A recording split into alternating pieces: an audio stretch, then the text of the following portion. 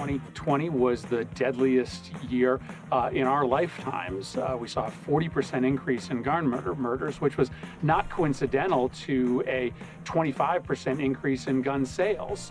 So we are flooding the market with firearms that we choose not to regulate in the way that every other high-income nation does. We have a Republican Party, as you talked about earlier in the show, that is engaged in the celebration and fetishization of violence.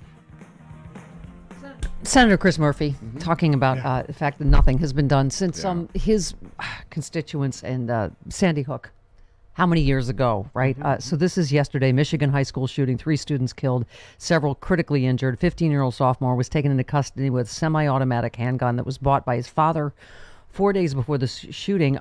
Greg Giberson reached out to us, who is a dad there. His son is okay, but I just got to say, sent us the text messages. How many parents listening right now this is our reality in 2021, have had these text chains with their kids, right? Just lockdown. Jacob, his son, writes, what's happening? No clue. People are outside and running. I'm in my classroom. No clue what's happening. They're running away from the school? Yes. Is your classroom locked down? Active shooter on site? Yes. Police arrived? Can you hear any loud noises or anything? Yes, police, I think. I hear police sirens. Active shooter, I think. Cops yelling, stay calm. I am. You stay calm. This is 2021, right? You know, kids and parents having to try to reassure each other in the midst of this. What's your teacher doing? You know, obviously these back and forth, standing, telling us to stay quiet. Okay, do you hear I did? What's happening? I don't know. Any sound or activity? Where are you in the school? I'm in one of the safest rooms. No windows except for the doors. 2 doors. I'm in, okay, are you sitting at your desk? Under. Okay. I'll tell you if I need you to pick me up. Keep texting me for now. Okay. Raleigh, just called to check on you. I'll come get you once this is over. Love you, buddy. I mean, and then waiting to see if your kid, okay. So, Greg, I'm sorry, am I saying this? Giberson, whose son Jacob is okay, but reached out to us, a listener in Michigan, and joins us now. Hey, good morning, Greg. Good morning, Stephanie. Thanks for having me. Greg, thanks for reaching out to us. And I'm so sorry for the stress that you have had. It has have to be unbearable what you've been through in the last 24 hours. It has been. And we're all still numb. And I mean, the fact that I can talk to you suggests that I'm numb. You know, it's overwhelming. And as you ended reading the script there in the text, you're right. There was a pause there, and it was the most panicked couple of minutes because he stopped texting, and I didn't know what was happening. And then he called, and he was out of the building, and he was in a car on his way to Meyer, and it was a huge relief. But still, you don't know what happened. You know what happened. Yeah. I mean, when you reached out, because you can imagine anyone can reach out, we had to verify, like, yes, you're real. And, and then we didn't know. It's just so awkward in terms of, do we promote this like it's entertainment? And then, the fact that emotionally maybe you wouldn't feel up to it this morning, which is totally understandable. But it is every parent's reality now in America, isn't it? I've had Fred Gutenberg on the show, who, of course, got the horrible opposite news that you did. And Rhonda Hart, also from Texas. Yeah, Rhonda Hart from Texas as well. Yeah, I mean, it's. Are you also struck, as we are, by these school board meetings with people screaming about the danger of your kid having to wear a mask or read a history book that makes them feel bad about being white? When this kind of thing is happening every day in America. Yeah, it's amazing. The things that parents choose to be concerned about is amazing. I mean, when I drive, and I'm sure there are a lot of parents who feel the same way, when I drive to or from the high school, I don't think to myself, I hope it never happens here. I think to myself, I hope that my kid is not there when it happens here. Yeah. And that is incredible, that we have to think, but when? Yeah. And then we spend so much time talking about whether or not it's appropriate to have our kids wear masks to protect each other. It's crazy to me. Yeah. Yeah. Well, and we were talking, I know a lot of stuff is not confirmed yet. We don't know yet whether this father, you said there have been rumors that he bought the gun for this 15-year-old, but we don't know that yet, or whether the 15-year-old got the gun. But it was only 4 days previous to this shooting that the gun was purchased, right? That's my understanding. I don't know the facts. My understanding is what I've read is that it was recently purchased. Yeah. You know, a gun shop opened in town in the last year, and you know, guns don't seem to make us safer. Yeah, well, Greg, we've just been talking about that ever since Rittenhouse. There's been already several incidents where, you know, road rage, this, that, hunting accident with father killed his 11-year-old daughter in Texas. I mean, it's just, I have yet to read a situation where a gun, you know, did not make something end tragically and not better in any way. And it's, you know, I think I understand. I don't know if you saw Senator Murphy on the floor, but, you know, we all said that back then that, you know, Newtown in his district, if 20, you know, 6-year-olds getting blown away at close range didn't do anything. I mean, the sadness about what happened in your school, your son's school, is it barely, you know, makes a huge story. It's like, oh, it's only 3 kids. I mean, and we're into our multiple hundreds of these mass shootings just this year, right?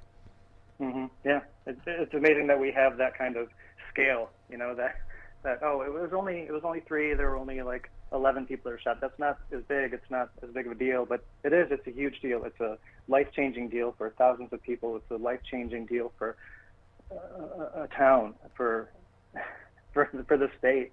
Whitmer came down yesterday. She was in town and gave a statement, and you could see on her face how painful and emotional this is. You know, she said it's a parent's. It's not small. She said it's a parent's worst nightmare. She's obviously a parent, and I'm sure she's thinking of the, you know, men that showed up with AK-47s at the Capitol and Liberate Michigan, and, you know, that we're going to kidnap her. And it's, I mean, the degree to which we've just become a scary gun culture. You've got Ilhan Omar playing of, you know, her latest death threat was someone threatening to blow her away, and it's. I don't know, you know, how you're feeling this morning. I mean, and the other thing, by the way, 11 people, there's still people critically injured, right? Going into surgery still today. Yeah. Correct? Yes, that's true. Yeah. And we haven't heard updates on them yet. Yeah. Yeah. What? Oh, boy. So how long? God, it's just so hard to get my head around. I don't have kids, so it's hard even to get my head around. So how long was it? Did you say a couple minutes when you didn't hear from your son and you weren't sure what was happening? Yeah, at the end of that text chain, I said, "I love you, buddy." There was about 2 or 3 minutes where he wasn't texting back, and his mother is a teacher, but she teaches virtually upstairs, and I had told her what's going on, and she had shut her class down, and we were just kind of waiting by the door to go, but we didn't know where to go or what to do. But that 2 or 3 minutes where he wasn't texting back, like, what's happening, and you feel so helpless. Yeah. You feel that, you know, you have no control over the world, and you're just waiting on the phone to ring or to see those little dots that he's texting. Yeah. Yes. To see if the dots are there. Yeah. Right. When we picked him up and got in the car, I was saying, "Jacob, you weren't texting." He's like, "Dad, I was running out of the building." Yeah. Yeah, you should have been texting me. Come on. Yes. We didn't have that growing up, right? We didn't have cell phones. No. But no. If my parents didn't hear from me for 3 days, they didn't really mind. Yeah. Until it got dark, you were good. Right. Do you have any hope at all, Greg, that anything is going to get done? I mean, I felt Chris Murphy's just passion and pain about all of this, that it's just, and all of these parents like you know, and particularly ones that have lost their kids, just they go through this pain over and over again. Every single one of these triggers everybody that it happened to last time, right? And you look at the polling and go, oh my God, most of us are sane on this issue. Why can't we get anything done? Right. Why doesn't the world reflect how the majority feels about things, right? I mean, yeah. But, you know, if things haven't changed up to this point, how much hope is there? I hope that something changes here in Oxford. Yeah. You know, but it's to be seen which way things are going to go. Yeah. As we see over and over, it's up in the air when you think what should happen is, and what should be obvious, or what's obviously should happen, doesn't happen over and over and over. It's so frustrating. Well, it's hard in Michigan too. Yeah, you see these militias that obviously, that all of these issues sort of meld together, don't they? The armed militias that started with Liberate Michigan. And then, you see Proud Boys in other cities marching openly with their guns. And it just, we have to keep reminding ourselves. It's funny, you said hopeless, Greg, and that's what they're hoping for, that we just feel hopeless about all this, that a woman's right to choose, that guns, that we just can't do anything. They're hoping that we feel hopeless, I think. And that's why I think we just have to keep fighting, because you look at 90% of Americans want background checks. We out here, at least in California, it was upheld banning high capacity magazines. I just feel like we can't, that's what they want, is for us to just give up and say, well, we're just a country of armed militias now. And,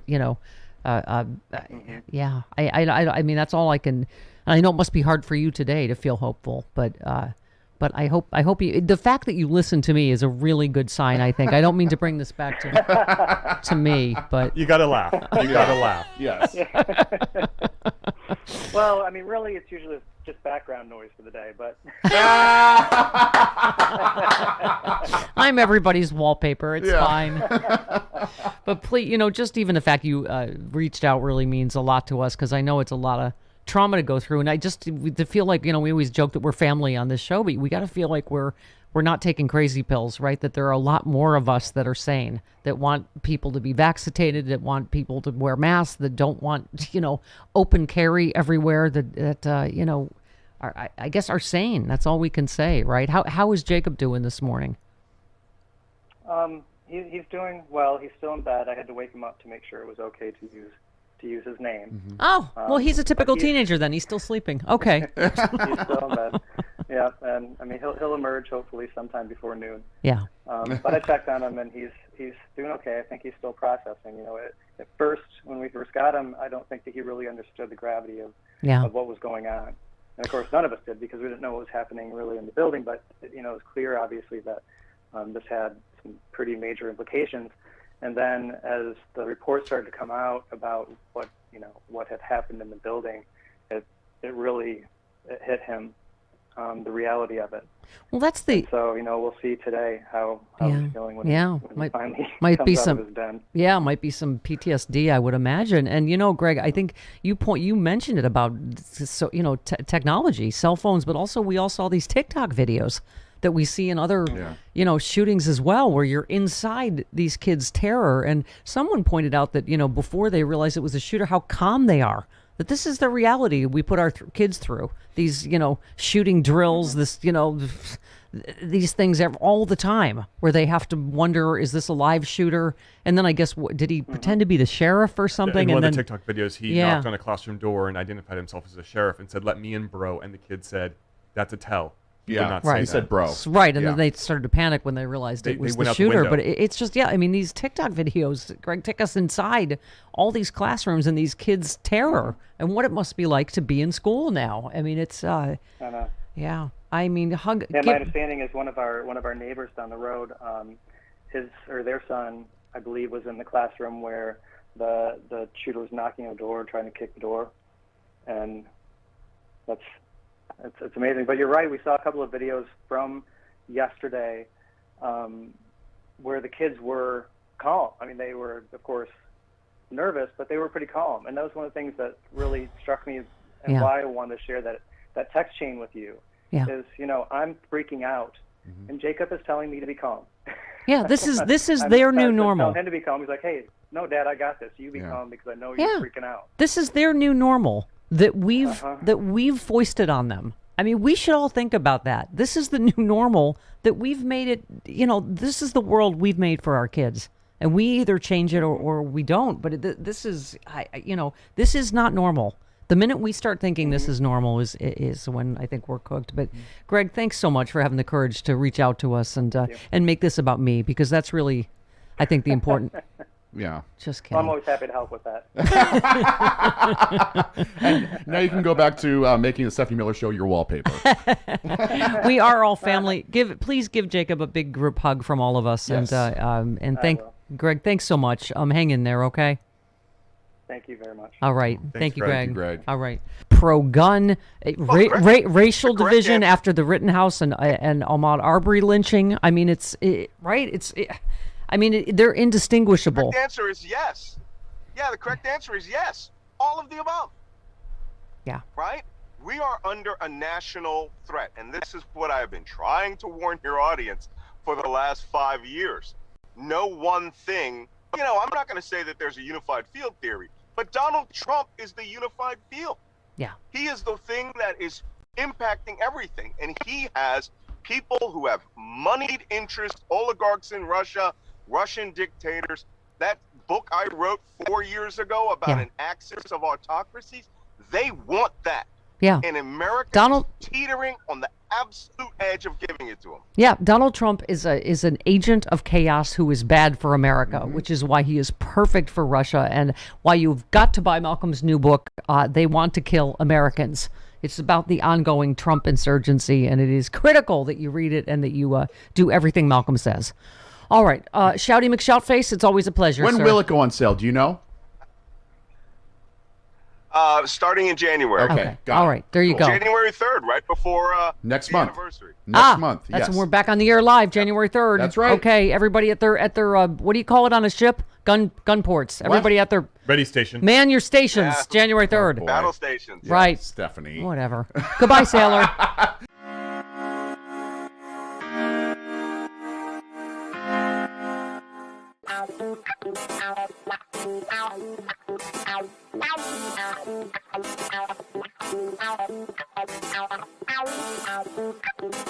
Ow.